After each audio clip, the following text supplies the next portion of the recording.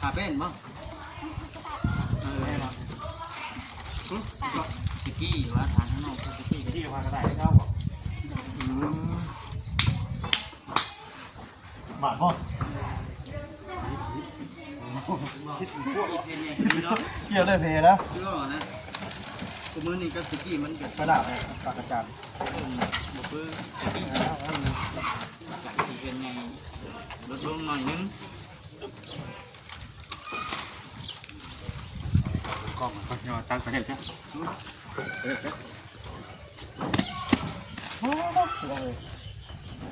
ฟันกุ้งต่างฟันอันอายเข่าเนาะน้องข้างพี่นี่เด้ต่างฟันอายเข่าเด้หอมกุ้งเลยดินั่นหอมกุ้งเหมือนอันนี้เด้อไปแดงไปแดงฟันบ่ไอ้ฟันเราเป็นยังร้องจะเสียงติดมือเหมือนแหละ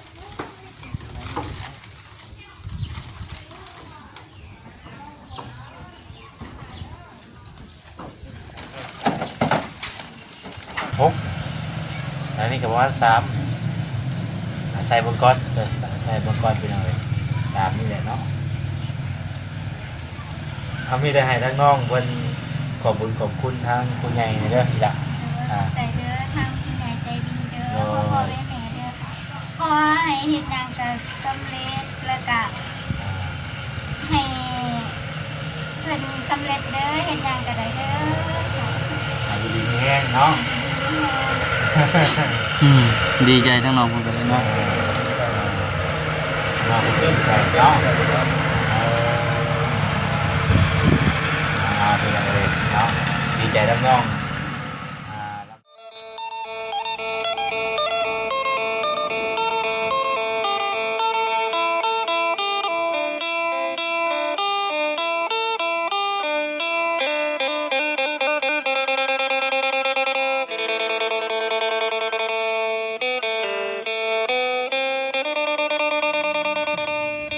อายเขาไม่หอมตัวอยู่พี่น้องเนาะหอมกลุ่มอยู่เนาะพักแม่เลยมาอันฮอดอันช่วงคำคือเก่าพี่น้องเนาะมาคือนี่เห็นว่ารถทั้งหมดแสนเป็นโบอันตีนโบหัวก็คือสีมาฮอดไว้อยู่ดอก สบายดีน้องลำคาญน้องสุดใจหุ่นทางแม่เพิ่นก็นั่งพิงแดดอยู่เนาะฮะกินส้มมะขามเอาสบายดีด้วยไหมเด้อ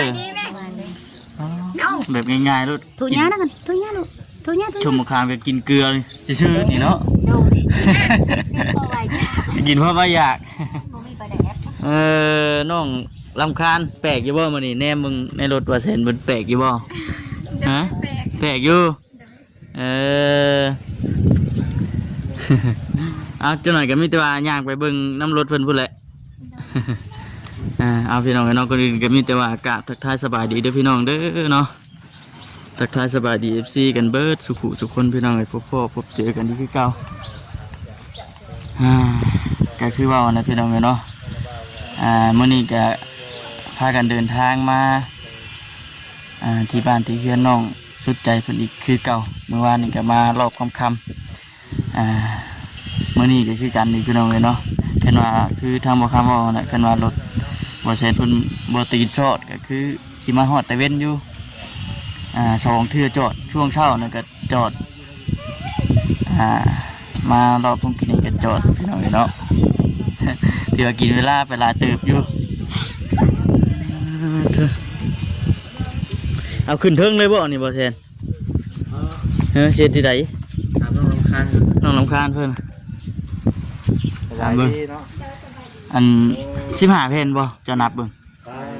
ว่าดี15สิพอบ่กะเบิ่งลองไล่กับข้ามรู้จักบ่ต้องว่าได้ข่อยก็กะบ่ถือคือกันเลยเนาะฮะบ่อัดทวนมันก็สิอยู่ในอันมาพี่ถึงครับ2 เพนเพิ่นจะสบายดีน้องรีบไปให้ฟังสบายดีเก็บหมดเลยพ่อปัดกวดไปเลยเนาะเอาไว้ใช้ผ่าน เทิงเลยบ่ เอาไปถึงก็ไปถึง ไปเทิงบ่ โอ้ยเทิงด้วยเทิงหมดเลย ได้ปะ ไปเว้นบ่มีแต่ตัวแล้วมาอีกเนาะแล้วก็จับชัดขึ้นเนาะ นั่นนี่ยัง สักทีแล้ว นั่นนี่เป็นยัง ฮะชัดจ่อหลายชัดเนี่ยบ่เขาจะไปเข้าง่อยรถแล้วก็ขึ้นมาเลย ทำนั่นบ่ ได้บ่ จริงบ่เนี่ยต้องได้เหยียบผากระชากอีก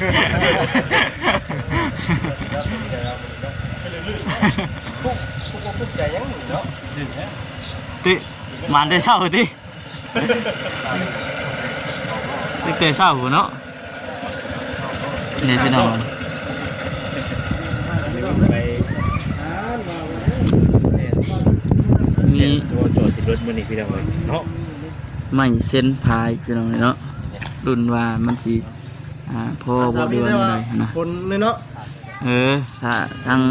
เปอร์เซ็นต์เพิ่น คนนั้นหลานก็คือเนาะ ล้านคือผมสีแดง กำลังจะเดินเข้าเนาะ ข่าวเพิ่นเริ่มสิชุกอยู่เด้โอ้ย คนกำลังจะเดินเข้า ชุกเลยเด้ ครับพี่น้องเนาะเด้เปอร์เซ็นต์ไปใช้ ไปเช็คดนตรีรถ ติดรถบ่ แม่น จะไปเบิ่งมันร้ายจังไดมันอายมันย่านได้ฮะ จะสิถอยมาอีกบ่ พอแล้ว หรือว่าแนวใด ทำนี่ก็ได้แล้วแต่ว่าทำนี่ได้เนาะ ได้อยู่ ตั้งกล้องไว้เอาเป็นเครื่องผู้ชม ขึ้นเทิงสองเอ้าแม่นบ่อยู่ลุ่มสอง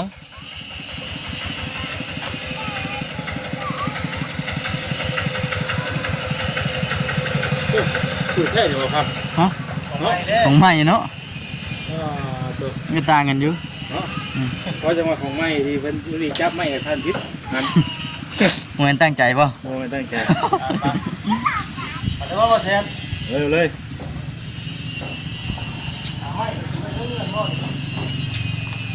เดี๋ยวไปเทิงมาเลย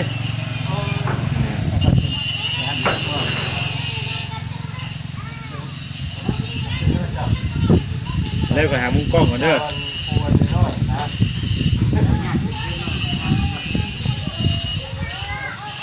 ระวังเด้อมันแยกกันนะ บ่ เป็นไปได้เนาะเดี๋ยวไปดีแล้วครับเด้อจะเก็บกระเพาะไม่ต้องนี่ได้บ่นี่เสียจะบ่ป้าแต่เศร้าอันบ่เนาะป้าแต่เศร้าคนบ่เก็บผู้เดียวได้บ่เดี๋ยวมาเด้อครับ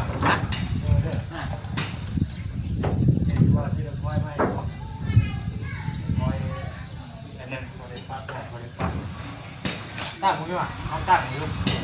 พอดีแล้วว่ะ นี่บ่ เป๊ะเป๊ะผมปีนไปไหนเลย เหนือเหนือเดียน เอาตะปูตอกตั้มเลยนะ เนาะ แต่ละห้องขึ้นเนาะจิ๊กเอาเนาะ ติ๊กเลยก็ตกฐานอีก ว่าเป็นนั่นก็เป็นเฉพาะตัวนี้เนาะ โอ้ดูเฮ้ยพักจะดีมันก็พอดีเนาะเด้ เวลามีไหมเนาะแต่งได้เนาะได้มาใส่ได้ มาสิเนี่ยมาจังมาสิเนี่ยร้านเนี่ยก็หมดไปมาตั้งอย่างนี้ คะแนนไฟให้ไกลตั้งใช้นี่วะ นี่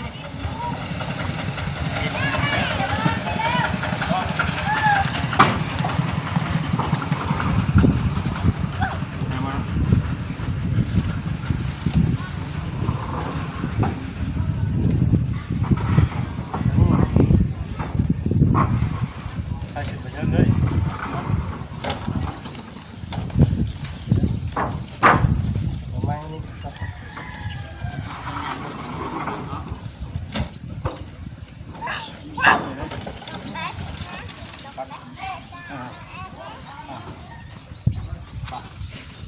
ครับส่วนนั้นอาป้าไปก่อนเลยมองแล้ว มันคุกเราสิซักเราทำก็ได้ มีป่ะ งั้นเราใส่เครื่องก็ได้เนาะ เจ๋งเจ๋งค่ะ โอ้ อ๋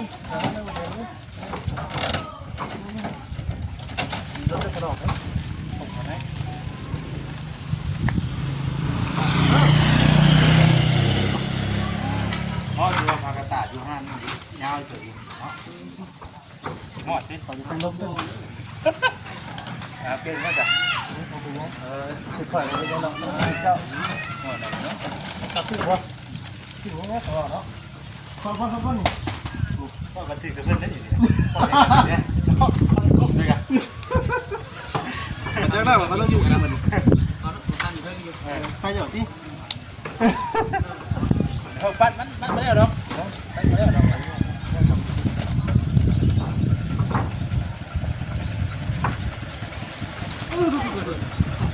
ปั้นคุกแล้วเขาจะเอานั่นต้มหอมแล้วเป็นคนแล้ว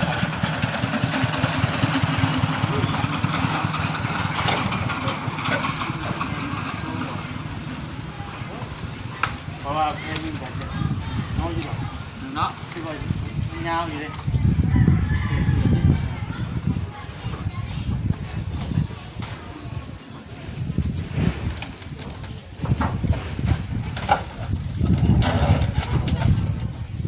พูดเนาะ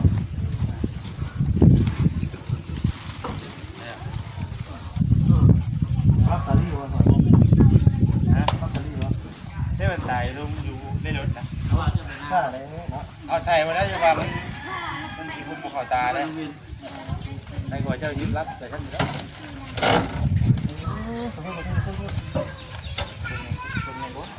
ขอโทษแล้วกันเนาะ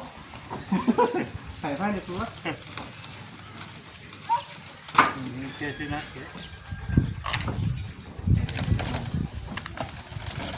แล้วก็สีไทยเขาได้หน้าเปิดแบบเนาะสีการเขาก็ได้หน้าใส่ว่าท่านก็เปิดอ๋อครับสุดหน่อยใช่รถลาเปิดไปวะถ้ากันข่าวมาอะไรกินลืมนับถ้ากันข่าวมาเดี๋ยวติดรถไปไม่มีจะว่าอดในห้องลาดเนาะเพราะท่านช่วยได้เปิดกลุ่มมวยง่ายที่สุด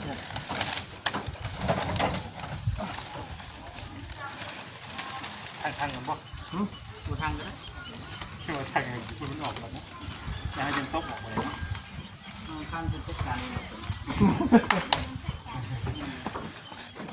ให้เราจะไปเทือนเลยด้วยตรงที่บ่าไม่กันเลยไม่กันที่สวนไม่ปล่อยมาตรงนี้ได้แล้วมันทุกเป็นประมาณทุกเป็นเขาดีเพิ่มอีกเข้าถึงกลุ่มเนาะ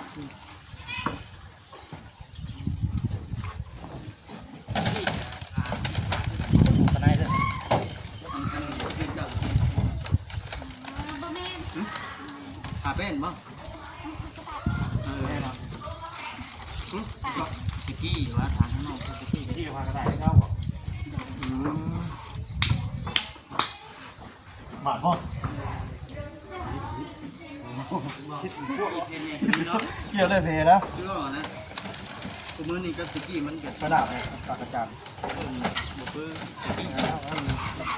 จากที่เป็นไงลดลงหน่อยนึงกล้องมันก็ยอตั้งไปเห็นใช่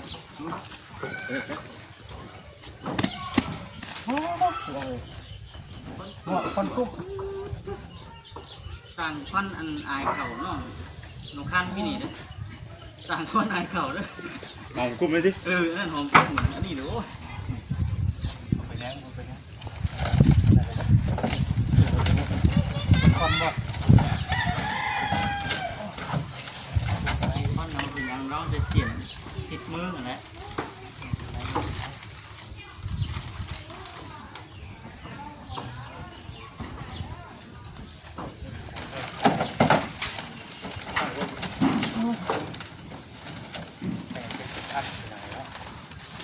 80-90ตายมือกันมาบางคนมือเนาะคือขีดเนาะคือว่าขนาดซ้ำกันเนาะโอ้ไม่ได้จะชุดกัน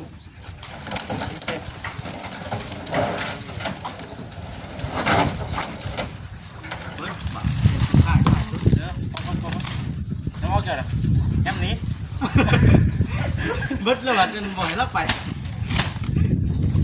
พ่อก็เป็นพวกเองคนเดียวเอาเข้ามาอีกบัดมันสิไล่ไปเลยเด้ดิเราจะไปนั่งเข้าใจเ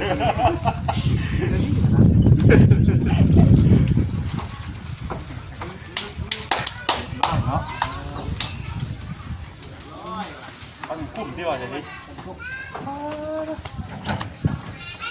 ตั้งไว้ก่อนเด้อ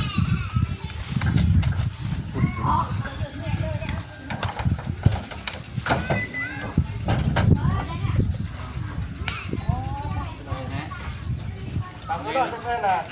น้ำมันคงแบบที่หาเห็นถูกต้องแรกเราถือไปนอนที่นี่ครับ ตั้งเผาป่ะ เราเผา เอาเรื่องเนาะใจเด้อขอบคุณงั้นเลยเนาะรถกันเนาะยังอยู่ฮะ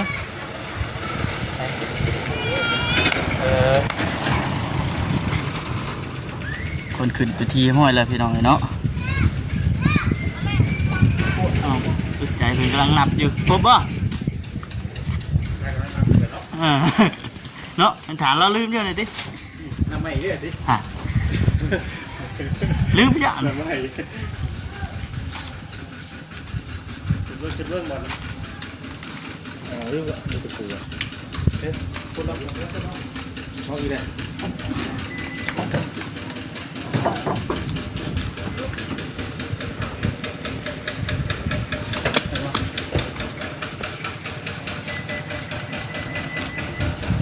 เฮ้ยผูกไว้น้องคนเอาไว้นะเพื่อน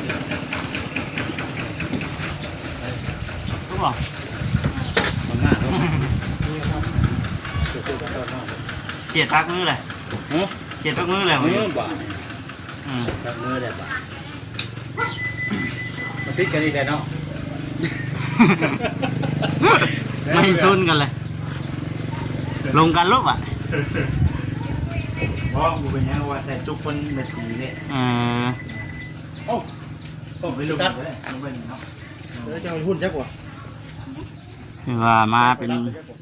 หอดไปทีหอยแล้วพี่น้องเนาะบัดที่นี่แต่ว่าเฮากับจิคอยเข้ามาอัปเดตเบิ่งทางลำบากเป็นที่ดำเนินคิดจังใดนะพี่น้องเนาะ เราอยู่ไหนวะไอ้เรื่องอีกแล้วมาที่มาที่ ลืมหน่อยดิ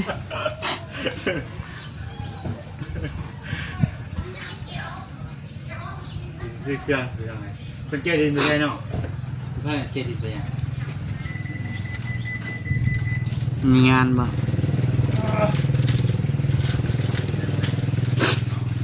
ด้วยกันได้ไหมอันนี้ซื้อมาม่านั่งหลังแล้วนึกว่าผมไหม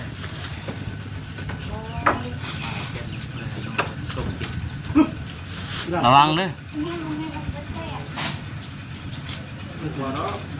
ดอกบ่ได้เลยนั่นน่ะแป้นเพิ่นก็ได้น่ะ ตอกปูใช่ตอกปูเติมนี่พากระต่ายหนาวขันห้อนนี่เนาะตัวนี้ซ่านี่มาไว้ โอ้ยบนนั่งคอยทางเนาะ เอามาต้องนี่มาพูดนะเอาเดี๋ยวพวกนี้นะอันนี้ร้านวันนี้ โอ้ยบนนั่งเย็นซะดิ อันนี้ก็ประตูเนาะอยู่ตรงนี้ก็ได้รับประตูมาเมื่อข้างนอกเป็นปัดเนาะเย็นมาซอยพอไม่เส้นเก่ายังอยู่เลยเนาะตัวสองเชิญที่เนาะเชิญก็มันก็เมื่อหนาเมื่อหนาก็แม่นี่แบบว่าตัวนี้ร้อนเลยห้างเนาะข้างตัวนี้ยังหลายอยู่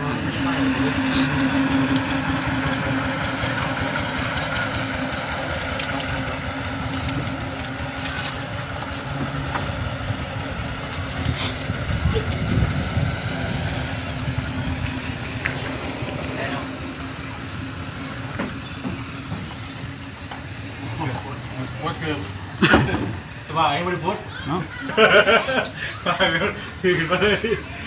ไปยังไงไปยังว่า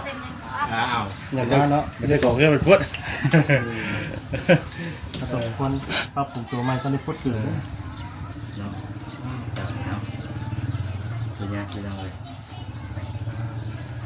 คือเห็นเงาเขาแต่ว่า นี่ฮะ พี่ตะมุมนี่บ่เซน มุมนี้บ่ เฮ้ยมุมนี้มุมนี้มุมนี้ ให้ทางน้องใจไม่48นี่5เส้นซื้อมา5เส้นแล้วตัดเป็น2ท่อนตัดครึ่งนึงเลยเป็น10 อันบัดนี้เนาะเราก็ได้ให้ทางเพิ่นเสริมหมอนั้นทางเพิ่นบ่คือทางหน้าอย่างนี้เลยเนาะก็เสริมใส่ ปล่อยทีเนี่ยเนาะ น้ำบ้าไปใช่เนาะ อัน ไปลงเรียนอ๋อไปเรียนบ่อ๋อไปลงเรียนคืออะไรเอากะเดี๋ยวจะแจ้งยอดที่เขาซื้ออากาศไปละไม่ได้เป็นปูให้เป็นปูแปะแล้วก็ได้เป็นปูจะเป็นปูมุ้งเนาะอย่างละโลนี่แหละที่เราซื้อมาประมาณ48เซนรวมทั้งหมดพอดี480,000ในเราเยอะที่ว่าบาทซื้อเดิมมา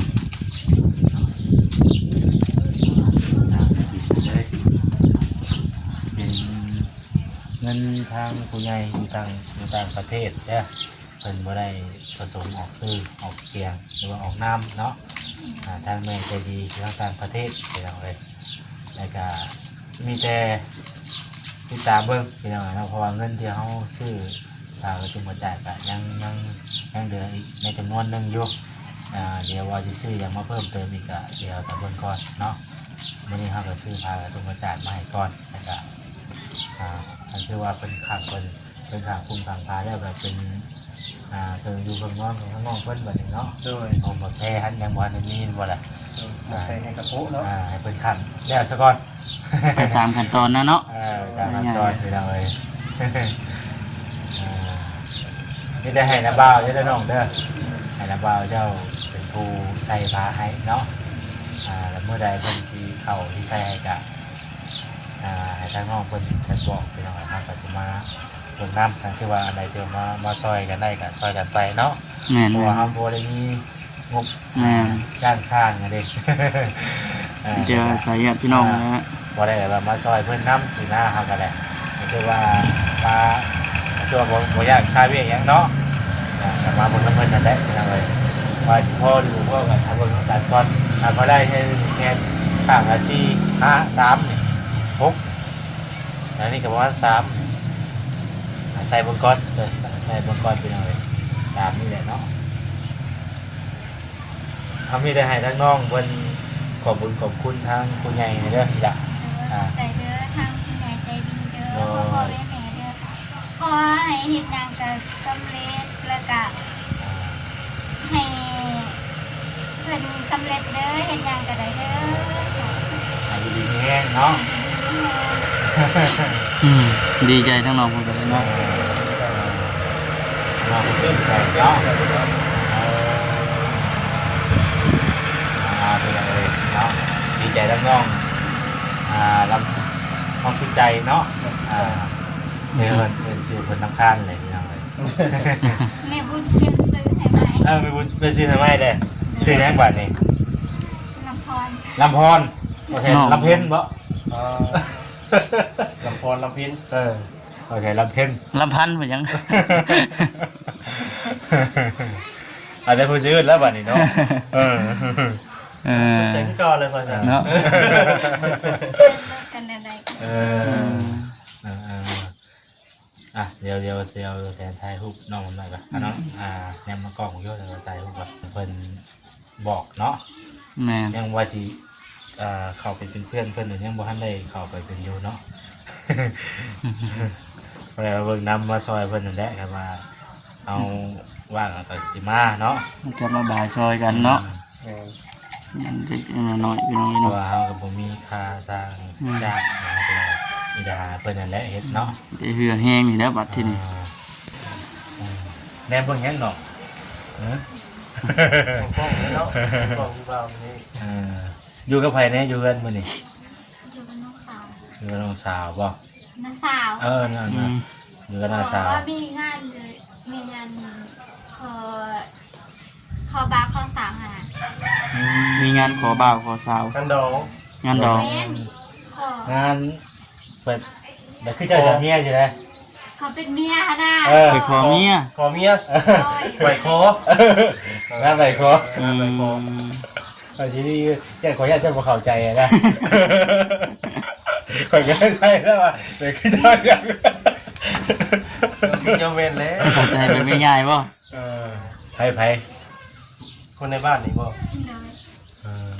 อืม ว่าน้องวันลีจ้ะ โบแม่ เห็นบ่พี่น้องมื้อนี้กับทางตอนแรกว่าสิพากันซื้อหน่อไม้มาให้ทั้งน้องๆเพิ่นแกงสุกิน แม่ จ้ะ น แต่ว่าพอดีมันซ่าน้ำรถในมื้อนี้ กินเวลาไปหลายเติบเนาะ ตั้งแต่เช้าโอ้โหนะ เอามาแต่เช้าแต่ว่าจอดติดรถมากินอีกก็มาฮอดครึ่งทางจอดกลับไปจอดติดรถอีกอ๋อ พอเข้ามาแล้วพากันเข้ามาบ้านแล้วมันนี่สิรถมันไปบ่ฮอดดอกกะว่ามันสิบ่รอดแล้วก็เลยพากันกลับออกไปจอดที่รถมาใหม่มันก็เลยคำมาฮอดคำในมื้อนี้มื้อแรกมื้อหน้ามื้อในเด้อน้องเด้อก็สิเข้ามาหาน้องเพิ่นคือเก่าแหละไปน้องเลยมาเบิ่งน้ำบ่าวเพิ่นเนาะบ่ายเพิ่นใส่ปุ่มใส่ผ้าก็สิมาเบิ่งนำเพิ่นนำ โดย เฮ็ดประตูอันนึงก็ได้แล้วเนาะตัดมุม เบอร์นี้เบอร์นี้นะ ประตูหม้อข้างใดด้วยนะ เป็นซุ่มเป็นศาสตร์เครื่องเรือนมาซ่านเนี่ยยังบ่ได้มีบ่เนาะยังบ่มีหยังเลยเนาะมาแล้วก็เริ่ม เริ่มต้นใหม่ ต้นใหม่เลย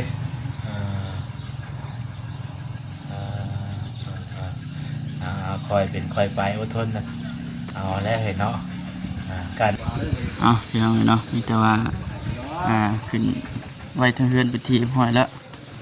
มีแต่ว่าเมื่อหน้าเอาก็มาอัปเดตเบิ่งนะพี่น้องเนาะเป็นจังไดหรือว่าทางลำบากเพิ่นสิเฮ็ดใดก็ลุ้นเบิ่งนะพี่น้องมีแต่ว่าขอบคุณทางผู้รับผู้ใหญ่เพิ่นหลายๆเลยพี่น้องเนาะที่สดซอยเข้ามาว่าได้เงินได้ชานกลับมาเป็นเจ้าภาพเดิมอีกคือเก่าพี่น้องเนาะไปจ้ะพี่น้องอยู่ดีมีแฮงเด้อสบายดี